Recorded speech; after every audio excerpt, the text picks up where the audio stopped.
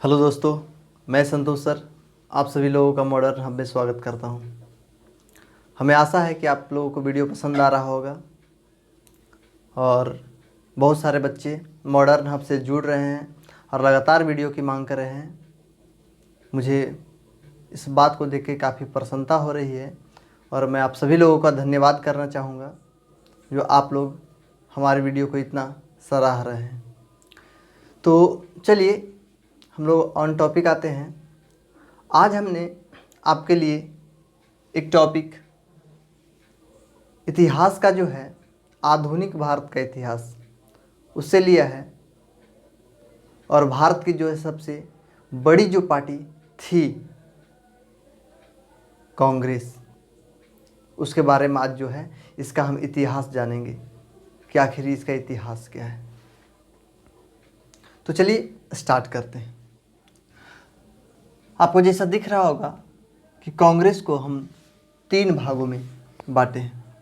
पहला भाग आज हम लोग जानेंगे कांग्रेस का इतिहास, दूसरा कांग्रेस के बारे में किस किस व्यक्ति का क्या क्या मत रहा है वो, और तीसरा इसके प्रमुख अधिवेशन जो महत्वपूर्ण है कहाँ हुए और उसमें किन चीज़ों की या किन बातों को रखा गया।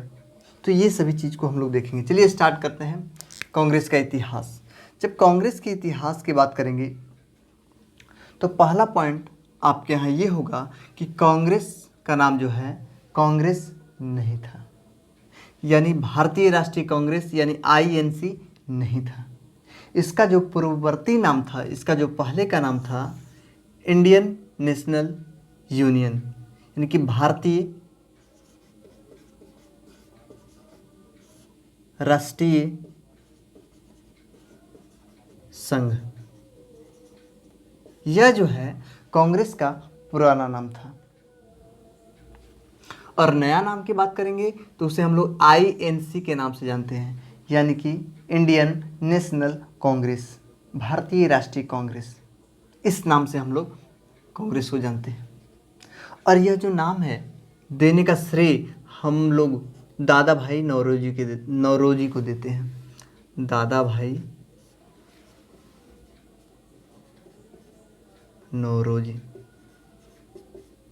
इसी व्यक्ति ने जो है कांग्रेस का नाम रखा। आगे की बात करेंगे तो दादा भाई नौरोजी को जो है हम लोग grand old man of India, वयोवृद्ध पुरुष के नाम से भी जानते हैं। किनको? दादा भाई नौरोजी को। आगे की बात करेंगे तो कांग्रेस, यह जो शब्द है अभी आपने देखा कि आ चुका, लेकिन आखिर इस कांग्रेस का गठन कैसे हुआ ये जानते हैं। तो चलिए देखते हैं। 28 दिसंबर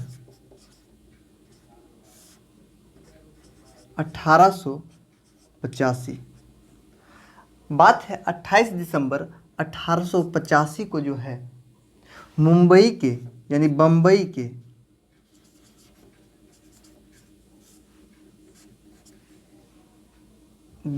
के गोकुलदास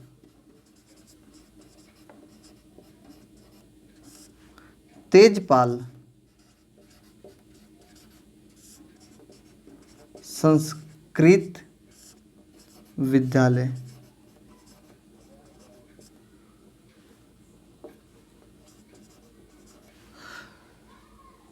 गोकुलदास तेजपाल संस्कृत विद्यालय में एक सभा रखी गई जिसमें एक दो नहीं, भारत के महत्वपूर्ण नेताओं में से कुल 72 लोगों ने भाग लिया, यानी 72 प्रतिनिधियों ने भाग लिया। कितने? 72। और यहाँ पर इन्होंने एक संघ की स्थापना की जिसे कांग्रेस नाम रखा गया। यानी अगर आपसे पूछा जाए कि कांग्रेस का गठन कब हुआ था तो अब आपका आंसर होगा 28 दिसंबर 1885।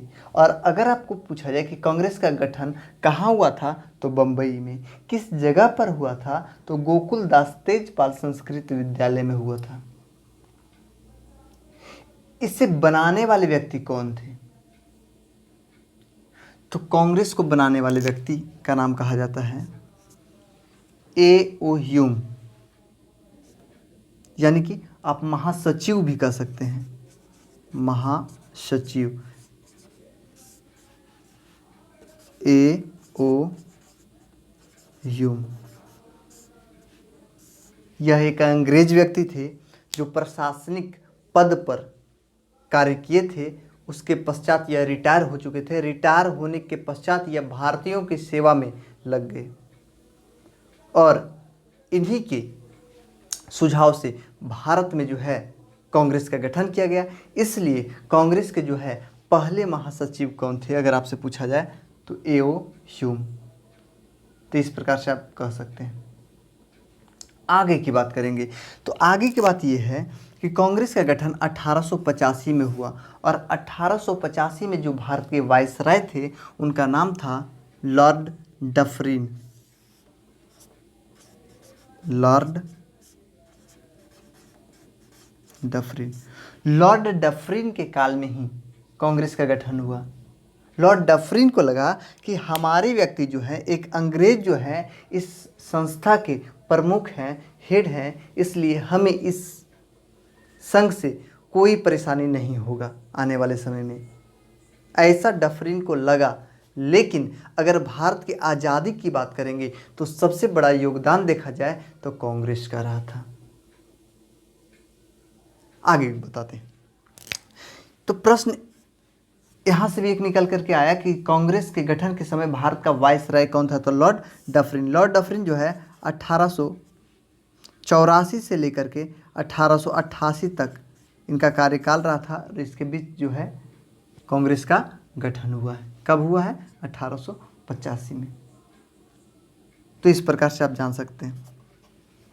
आगे की बात करेंगे तो अलग अलग भारत के व्यक्तियों ने, कुछ हमारे गवर्नर जनरल ने भी कांग्रेस के बारे में अलग अलग अपना वक्तव्य दिया है। जैसे अभी हमने तुरंत बताया था कि लॉर्ड डफरिन जो है इन्हें लगा था कि कांग्रेस कोई बड़ी चीज़ नहीं है, एक छोटा सा जो है यह संस्था है।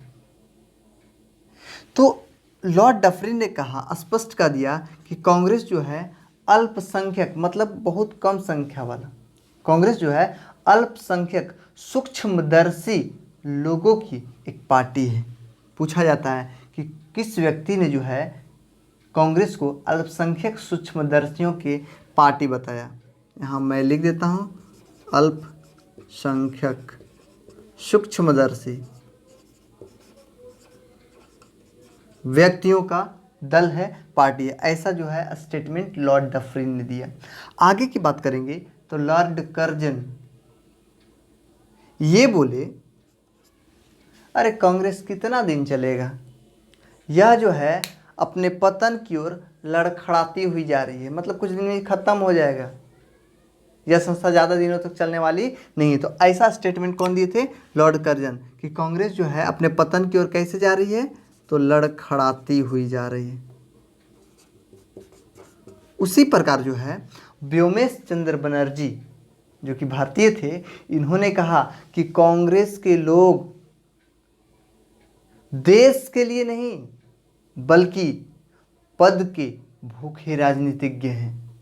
ऐसा स्टेटमेंट दिए थे कौन? व्योमेश चंद्र बनर्जी। क्या दिए थे? कि कांग्रेस के लोग जो हैं पद के भूखे राजनीतिज्ञ हैं, यानी पद के भूखे हैं ये सभी लोग। आगे की बात करेंगे अरविंद घोष, इन्होंने भी एक स्टेटमेंट दिया कि कांग्रेस तो क्षय रोग से मरने वाली है, मतलब टीबी से मरने वाली है। ऐसा स्टेटमेंट दिया था कौन? अरविंद घोष। अरविंद घोष स्पष्ट कह दिए थे, यानी इनका कथन था कि कांग्रेस जो है किस रोग से मरने वाली है, तो क्षय रोग से मरने वाली है। कौन मरने वाली है? कांग्रेस मरने वाली है, ऐसा अरविंद घोष ने बताया था। उसी प्रकार जो है हंसा मेहता बोले थे कि कांग्रेस की जो आवाज़ है यह जनता की आवाज़ नहीं है, यह स्टेटमेंट था। यानी कांग्रेस की आवाज़ जनता की आवाज़ नहीं है, ऐसा इन्होंने कहा था। उसी प्रकार महात्मा गांधी ने जो है सबसे बड़े स्टेटमेंट को दिया कांग्रेस के बारे में, और वह यह था कि मैं इस देश की मिट्टी से, इस देश की बालू से कांग्रेस से भी बड़ा आंदोलन खड़ा कर दूंगा। ऐसा बोलने वाले जो हैं व्यक्ति महात्मा गांधी थे। और महात्मा गांधी एक बार कांग्रेस के अध्यक्षता भी किए थे, उसके पश्चात ही इन्होंने यह स्टेटमेंट दिया था। महात्मा गांधी का कहना था कि कांग्रेस का गठन तो हमने कर दिया, लेकिन आज़ादी के पश्चात इसे समाप्त कर देना चाहिए। और यह सुझाव बहुत ही बढ़िया था उनका, बिल्कुल करना चाहिए था, लेकिन ऐसा हुआ नहीं। और आज की स्थिति आप देख ही रहे हैं कि कांग्रेस सही में अपने पतन की ओर लड़खड़ा गई है। नहीं तो इस प्रकार से जो है गांधी जी ने क्या कहा था कि मैं इस देश के बालू से कांग्रेस से भी बड़ा आंदोलन खड़ा कर दूंगा। पहला स्टेटमेंट। स्टेटमेंट नंबर दूसरा, इन्होंने कहा था कि आज़ादी के पश्चात कांग्रेस नामक संस्था को या कांग्रेस को समाप्त कर देना चाहिए। तो ये गांधी जी ने कहा था। आगे की बात करेंगे तो तिलक ने कहा था कि कांग्रेस, तिलक तो भाई गर्म दल के नेता ही थे, बोले अरे कांग्रेस तो है ये लगातार जो है अंग्रेजों से गुहार करता है कि हमें आज़ादी दे दिए। आज़ादी गुहार करने से नहीं बल्कि छीनने से मिलता है, भीख मांगने से नहीं मिलेगा। यानी कि अगर आपसे पूछा जाए कि बाल गंगाधर तिलक का स्टेटमेंट क्या था कांग्रेस के प्रति, तो आप कहेंगे कि कांग्रेस भीख मांगने वाली संस्था है। तिलक ने क्या कहा था, कांग्रेस क्या है? भीख मांगने वाली संस्था। ऐसा जो है बाल गंगाधर तिलक ने कांग्रेस के बारे में बताया था। कांग्रेस जो है पूरे तरह से मुस्लिम लोगों से भी भरा था, हिंदू लोगों से भी भरा था, और साथ ही साथ इसमें एक ठंडे व्यक्ति यानी कह सकते हैं नर्म दल के व्यक्ति, और एक जो है गर्म व्यक्ति जिसको हम लोग गर्मपंथी कहते हैं, दोनों व्यक्ति शामिल थे। कार्य करने का तरीका दोनों का अलग था, किंतु शामिल दोनों तरह के व्यक्ति थे। बात कर देंगे दादा भाई नौरोजी की, गोपाल कृष्ण गोखले की, तो इस तरह के जो भी व्यक्ति थे नरम दल में थे। और लगभग 20 वर्षों तक कांग्रेस पर पूरी तरह से अधिकार नरम दल का रहा, परंतु 20 वर्षों के बाद गर्म दल ने जो है कांग्रेस में प्रवेश किया और पूरी तरह से जो है आज़ादी के और कांग्रेस की आवाज़ को खींच कर ले गया और अंततः आज़ादी भी मिली। तो चलिए देखते हैं अगला जो है इसका तीसरा जो भाग है प्रमुख अधिवेशन, और उसमें किन किन बातों की चर्चा हुई है। चलिए तो इस प्रकार देख रहे हैं हम लोग कि पहला अधिवेशन, यहाँ हमने पहले ही आपको बताया कि 1885 में इसका गठन हुआ, इसलिए 1885 में कांग्रेस का पहला अधिवेशन होगा। और वह कहाँ होगा? तो वह मुंबई में होगा, क्योंकि मुंबई में इसका स्थापना हुआ है, तो मुंबई में ही होगा। सबसे बड़ी बात यह है कि दिसंबर में जो है इसका स्थापना हुआ था, इसलिए प्रत्येक दिसंबर में ही कांग्रेस का अधिवेशन होता था। ये माइंड पे रखेंगे कि प्रत्येक दिसंबर में ही कांग्रेस का अधिवेशन होता था। अपवाद में 1-2 अधिवेशन हैं कि वर्ष में 2 बार कराए गए, तो वो अपवाद वाली बात हुई। आगे की बात करेंगे तो 1885 का जो अधिवेशन हुआ था मुंबई में हुआ था। WC बनर्जी यानी व्योमेश चंद्र बनर्जी इसके पहले अध्यक्ष बने। यानी अगर आपसे पूछा जाए कि कांग्रेस के पहले महासचिव कौन, तो A.O. ह्यूम। कांग्रेस के पहले अध्यक्ष कौन, तो व्योमेश चंद्र बनर्जी। सबसे बड़ी बात इसमें ये कि गठन हुआ ही था, और इसमें भाग जो लिए थे, कितने व्यक्ति भाग लिए थे? 72 प्रतिनिधि जो है कांग्रेस के पहले अधिवेशन में भाग लिए थे। इस प्रकार आप कह सकते हैं इसके बारे में। एक बात और कि हमारा जो देश है सभी धर्मों का देश है, विभिन्नता में ही एकता है। हमारे यहाँ सभी प्रकार के लोग, सभी धर्म के लोग, सभी वेशभूषा के लोग रहते हैं। उसी प्रकार कांग्रेस में भी जो है सभी धर्म के लोगों को शामिल किया गया और अध्यक्ष के पद पर रखा गया, ताकि इसमें सभी धर्म के लोग जुड़े।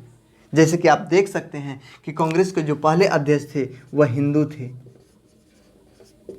कांग्रेस के जो तीसरे अध्यक्ष थे मुस्लिम थे, कांग्रेस के जो दूसरे अध्यक्ष थे सिख थे। कांग्रेस के जो चौथे अध्यक्ष थे ईसाई थे। तो इस प्रकार आप देख रहे हैं कि हिंदू मुस्लिम सिख ईसाई कहावत भी है और सब है मिलके भाई भाई, तो गलत नहीं है। यहाँ भी हम लोग वही देखे कि कांग्रेस की जो अध्यक्षता हुई है उसमें भी हिंदू मुस्लिम सिख ईसाई सभी को इसके अध्यक्ष बनाए गए हैं। तो 1885 में पहला अधिवेशन जिसकी अध्यक्षता WC बनर्जी ने किया और वह एक हिंदू थे और उस अधिवेशन में 72 प्रतिनिधियों ने भाग लिया था। दूसरा अधिवेशन कलकत्ता में हुआ 1886 में हुआ जिसकी अध्यक्षता दादा भाई नौरोजी ने किया। और अभी तुरंत हमने बताया था कि कांग्रेस का नाम जो है दादा भाई नौरोजी के द्वारा ही रखा गया। और बात करें दादा भाई नौरोजी की, तो दादा भाई नौरोजी कांग्रेस का 3 बार अध्यक्षता कर चुके हैं, 1886, 1893 और 1906। यहाँ देखेंगे होगा कहीं लिखा हो, ये देखिए 1906, 1893 मैंने छोड़ दिया। तो अगर आपसे पूछा जाए कि दादा भाई नौरोजी ने कुल कितनी बार कांग्रेस की अध्यक्षता किया, तो 3 बार। कब कब? 1886, यहाँ मैं लिख दूँ, 1893 भी लिख दूँ, 1893 और 1906। तो ये चीज़ को आप याद रखेंगे। आगे की बात करेंगे तो 1887 में जो अधिवेशन हुआ था मद्रास में हुआ था, उसके अध्यक्षता बदरुद्दीन तैयब जी जो एक मुस्लिम थे। यानी पॉइंट ये बन करके निकला कि भारत के पहले कांग्रेस के मुस्लिम अध्यक्ष कौन थे। ये प्रश्न बहुत बार पूछा हुआ है, इस पर फोकस करेंगे। तो अगर आपसे पूछा जाए कांग्रेस के पहले मुस्लिम अध्यक्ष कौन थे, तो आपका आंसर क्या हो जाएगा? बदरुद्दीन तैयब जी हो जाएगा। उसी प्रकार जो है 1888 का जो अधिवेशन हुआ इलाहाबाद में और इसकी अध्यक्षता जवाहर फुल्ले ने किया। तो इस प्रकार से जो है इन चारों को आप लगातार याद रखेंगे, ये चारों को लगातार आप याद रखेंगे। तो याद करने का जो है हमने छोटा सा ट्रिक भी आपके सामने दिया, हिंदू मुस्लिम सिख ईसाई, ऐसे इसकी बात यहाँ नहीं थी लेकिन हमने किया ताकि आपको याद रहे और ये सही है। आगे की बात करेंगे तो 1896 में जो है जो अधिवेशन कलकत्ता में किया गया था, इस अधिवेशन में जो है आपके देश का जो है राष्ट्रीय गीत वंदे मातरम को पहली बार गाया गया। प्रश्न पूछता है कि कांग्रेस के किस अधिवेशन में वंदे मातरम को गाया गया था, तो 1896 के कलकत्ता अधिवेशन में वंदे मातरम को गाया गया, जिसकी अध्यक्षता कौन की थे, तो रहमतुल्लाह सयानी ने किया था। तो इस प्रकार से जो है आप इस अधिवेशन को याद रखेंगे। इसके साथ साथ जो है इसको अकेले नहीं, इसको साथ में याद रखिए। हमने राष्ट्रीय गीत बताया, भारत का राष्ट्रीय गान भी है। तो भारत का राष्ट्रीय गान जो है जन गण मन अधिनायक जय है। तो भारत का राष्ट्रीय गान जो है 1911 में गाया गया था। यहाँ गौर करेंगे 1896 और 1911 इन दोनों को आप एक साथ याद रखिए। तो 1911 में जो कलकत्ता में अधिवेशन हुआ था जिसकी अध्यक्षता जो है पंडित विष्णु नारायण धर, कहीं दत्त बताया जाता है कहीं धर लिखा हुआ मिलेगा। तो पंडित विष्णु नारायण धर ने जो है उसकी अध्यक्षता की और उनकी अध्यक्षता में ही पहली बार आपके देश का राष्ट्रीय गान जन गण मन को गाया गया। ये भी कलकत्ता में, गीत भी कलकत्ता में और गान भी कलकत्ता में। तो ये दोनों पॉइंट एक साथ आप याद रखिए, आसान होगा आपको याद करने में। आगे की बात करेंगे तो 1905 में जो है आप देख रहे हैं कि बनारस में जो है यह अधिवेशन बुलाया गया था और गोपाल कृष्ण गोखले इसके अध्यक्षता किए थे। और 1905 में ही आपको पता होगा कि बंग भंग आंदोलन भारत में प्रारंभ हुआ था। लॉर्ड कर्जन इस समय भारत के वायसराय थे। तो इस कारण से हम लोग 1905 के अधिवेशन को याद करते हैं। और बात कर दे गोपाल कृष्ण गोखले, तो इस प्रकार से आप इसे याद रखेंगे, जीबी गोखले। हाँ, आगे की बात कर दे 1907 का जो सूरत अधिवेशन था, 1907 का जो सूरत अधिवेशन था उसकी अध्यक्षता रास बिहारी बोस ने किया। अच्छा, 1906 का तो बता चुका हूँ, रास बिहारी बोस ने किया। और इस अधिवेशन में हमने पहले ही बताया कि गर्म दल और नरम दल दोनों इसमें शामिल थे। लेकिन 1907 में जो है बंगाल विभाजन की जो घोषणा हुई थी 1905 में, उसके चलते जो है गर्म दल और नरम दल में कुछ विवाद हुआ। 1907 में जो है दोनों अलग अलग हो गए। यानी कि अगर आपसे पूछा जाए कि कांग्रेस का पहला विभाजन कब हुआ था, तो आपका आंसर होना चाहिए 1907 के सूरत अधिवेशन में कांग्रेस दो भागों में बट गया, एक गर्म दल और दूसरा नरम दल। इस प्रकार से गर्म दल के व्यक्ति की बात करेंगे तो उसमें लाल, बाल और पाल, यह तीन नाम जरूर आता है। इसे तीन तिगड़ी के नाम से भी जाना जाता है, लाल, बाल और पाल।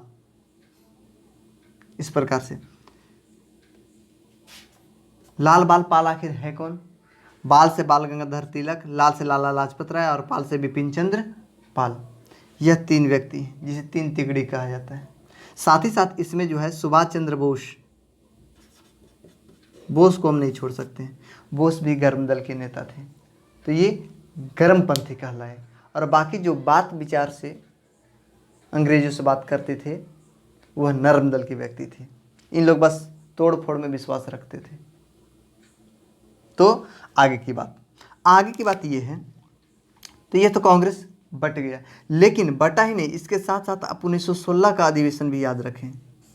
1916 में जो लखनऊ का अधिवेशन हुआ था, उस अधिवेशन की अध्यक्षता अंबिका चरण मजूमदार ने किया था। और जो बड़ी पॉइंट है ये कि इस अधिवेशन में जो है गर्म दल और नरम दल दोनों पुनः एक हो गए, दोनों को मिला दिया गया। किस अधिवेशन में? तो 1916 के लखनऊ अधिवेशन में। तो इस प्रकार से आप लखनऊ अधिवेशन को याद रख सकते हैं। लेकिन यह भी ज़्यादा दिनों तक नहीं टिका। फिर 1918 में कांग्रेस का जो है दूसरा विभाजन हो गया। तो ये दोनों पॉइंट आपको याद रखना है कि कांग्रेस का पहला विभाजन 1907 में और कांग्रेस का दूसरा विभाजन 1918 में हुआ। तो ये दोनों आपको याद रखना है। दोनों मिले कब? तो 1916 में। तो इस प्रकार से जो है आपको ध्यान पे रखने हैं। आगे की बात करेंगे 1917 पे आइए, ये आप एक साथ याद रखेंगे। 1907, 1916 और 1918 ये तीनों आप एक साथ याद रखें। 1917 की बात करेंगे तो बड़ी पॉइंट ये आई कि कांग्रेस की पहली महिला अध्यक्ष कौन बनी? तो आंसर आपका होगा एनी बेसेंट। कांग्रेस की पहली, हम ऐसा नहीं बोले कि भारतीय, क्योंकि यह भारत की नहीं थी, यह आयरिश महिला, आयरलैंड की थी रहने वाली। भारत में आकर के जो है आयरिश नियमों को इन्होंने लोगों के बीच अपनाने का सलाह दिया, यहाँ नियम बनाने का सलाह दिया। इस कारण से जो भारतीय स्वतंत्रता में इनका बहुत बड़ा योगदान माना जाता है। और कांग्रेस का अध्यक्ष बनने वाली पहली महिला एनी बेसेंट बनी। इसके बाद जो है दो अन्य महिला और बनी कांग्रेस के अध्यक्ष। ये बात हम 1947 तक ही कर रहे हैं, बाद की बात छोड़ दीजिए। ऐसा ना मन में आ जाए कि सर सोनिया गांधी भी बनी है, नहीं, वो बाद की बात है। हम 1947 की बात करेंगे। हाँ, तो एनी बेसेंट के बाद दो अन्य जो महिला बनी उससे आप याद करने के लिए काम कीजिए कि जब एनी बेसेंट बनी है उसमें आप 8 और 8 और जोड़ दी। जरा गौर करेंगे 1917 में एनी बेसेंट जो है कांग्रेस की महिला अध्यक्ष बनी और 1917 और 8 25, यानी अगला जो है 1925, सॉरी मैंने नहीं लिखा, छोड़ दिए, 17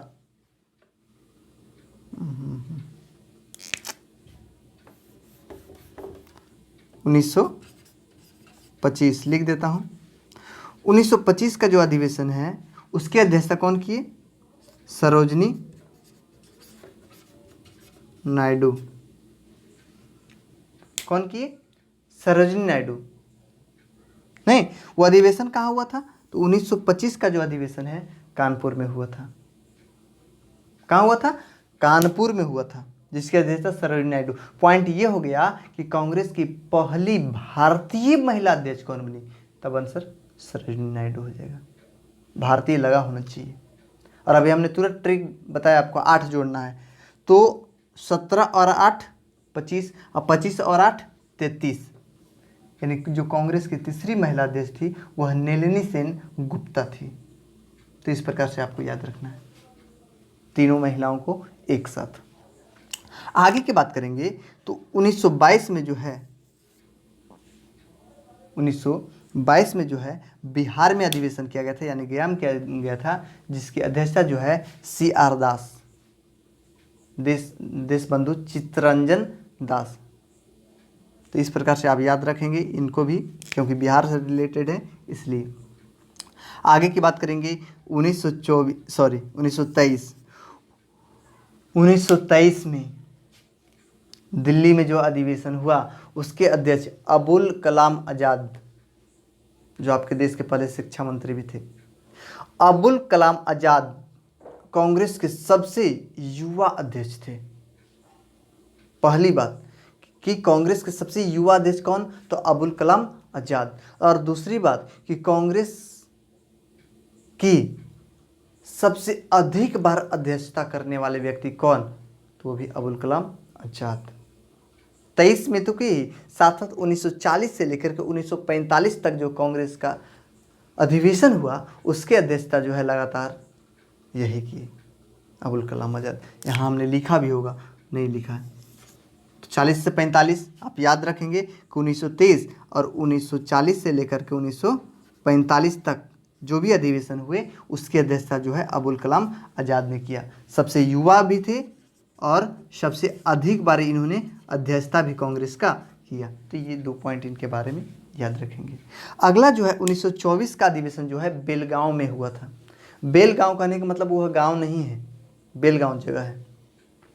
तो 1924 का जो अधिवेशन बेलगांव में हुआ था उसमें पहली बार महात्मा गांधी ने जो है अध्यक्षता किए थे।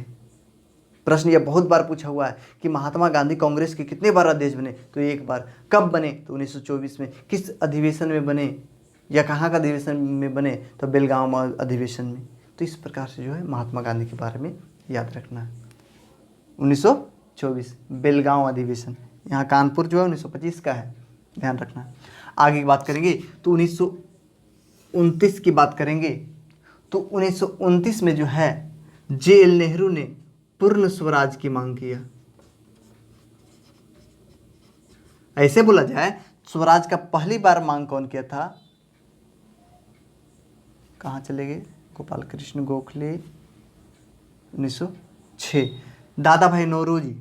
अगर आपसे डायरेक्ट बोला जाए कि स्वराज शब्द का पहली बार मांग कौन किया था, तब आपका आंसर होगा दादा भाई नौरोजी ने पहली बार स्वराज शब्द का मांग किया था। और बात कर दिया जाए पूर्ण स्वराज की मांग कौन किया था, तब जवाहरलाल नेहरू जो है पहली बार पूर्ण स्वराज की मांग 1929 के लाहौर अधिवेशन में किया था। स्वराज मेरा जन्मसिद्ध अधिकार है, स्वराज मेरा जन्मसिद्ध अधिकार है, इसकी जो है इस स्टेटमेंट की बात 1916 में की गई थी। तो इस प्रकार से आप ध्यान पे रखेंगे। आगे की बात करें तो 1931 के जो है कराची अधिवेशन, 1931 के जो है कराची अधिवेशन की बात करेंगे तो सरदार वल्लभ भाई पटेल इसकी अध्यक्षता किए थे और पहली बार जो है मौलिक अधिकार का मांग किया गया था भारत में इसी समय 1931 में। और इस समय कहा गया कि अब हमें बिल्कुल भारत का अपना संविधान चाहिए, एकदम अब हम लोग अलग रहेंगे 1931 के अधिवेशन में।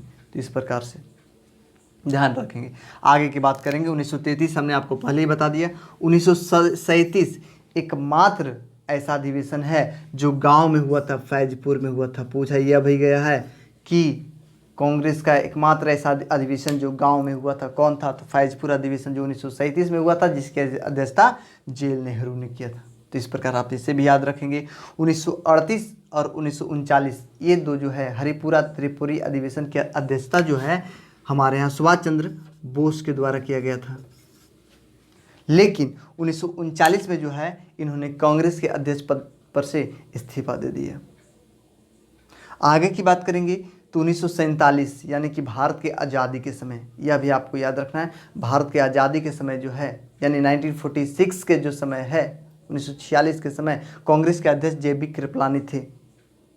तो इस हिसाब से 1947 में भी पूछा जाए कि 1947 में जो है कांग्रेस के अध्यक्ष कौन थे, तब आपका आंसर हो जाएगा JB कृपलानी। इस प्रकार से। लेकिन जो दिल्ली में अधिवेशन 1947 में हुआ उसकी अध्यक्षता कौन किए, तब डॉक्टर राजेंद्र प्रसाद किए। ये पॉइंट। स्वतंत्रता के समय पूछा जाए डायरेक्ट तो JB कृपलानी, लेकिन दिल्ली अधिवेशन की अध्यक्षता कौन की 1947 में, तब डॉक्टर राजेंद्र प्रसाद। इस प्रकार से जो है आप इसके अधिवेशन को जो है आसानी से याद रख सकते हैं। जो महत्वपूर्ण है, जिससे प्रश्न बनते हैं, यहीं से सबसे अधिक प्रश्न पूछे जाते हैं कांग्रेस से, अगर प्रश्न बने तो। और बनते हैं, बहुत सारे प्रश्न बनते हैं, आपको मिलेंगे जब आप प्रैक्टिस कीजिएगा तब आपको मिलेगा बहुत सारा प्रश्न कांग्रेस से। तो इस प्रकार आप देख सकते हैं कि कांग्रेस का इतिहास क्या था, कांग्रेस के बारे में कौन से व्यक्ति ने क्या मत दिया और किस अधिवेशन में किस बात की चर्चा की गई।